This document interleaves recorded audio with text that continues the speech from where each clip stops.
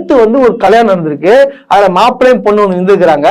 அதுல பாத்தீங்கன்னா அங்க ஒரு அவங்க கட்சிக்கார ஒருத்தர் வந்து கையில வந்து விசில் ஊதுகிறாரு. 2 பேரும் கையில வச்சு விசில் ஊதுறாங்களாம்.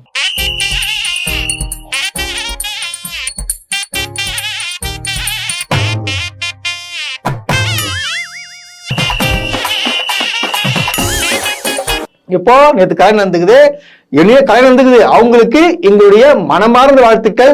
நாங்க இந்த மணமக்களுக்கு வந்து சொல்றோம்னா ரோஸ்ட் பிரஸ் சார்பா தயவு செய்து உங்க தலைவனை மாதிரி இருக்காதீங்க, 2 பேரும் கடைசி சந்தோஷமா இருங்கன்றத வந்து நாங்க சொல்லிக்க விரும்புவோம். இவங்கெல்லாம் ஒண்ணு இல்லைங்க. அதாவது நம்ம சின்ன வயசுல சொல்லி வளர்ப்பாங்க தெரியுமா, அந்த மாதிரி ஏய் நீ அவங்க கூட சேர்ந்தா கெட்டு போயிடுவ, நீ உங்க கூட சேர்ந்தா கெட்டு போயிடுன்னு சொல்லுவாங்க பாத்தீங்கன்னா. தயவு செய்து உங்க வீட்டு பிள்ளைகளை வந்து சொல்லி வளங்க.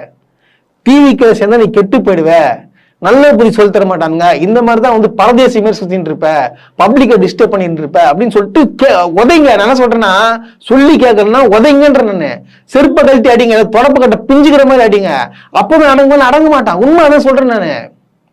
நீங்க உங்க பசங்களை இதே மாதிரி விட்டீங்கன்னா சத்தியமா சொல்றேன், நீங்க அவன் அடிக்கலன்னா அவன் வந்து ஊர் மேல உதவாங்க. எப்படின்னா இந்த மாதிரி உதவாங்க.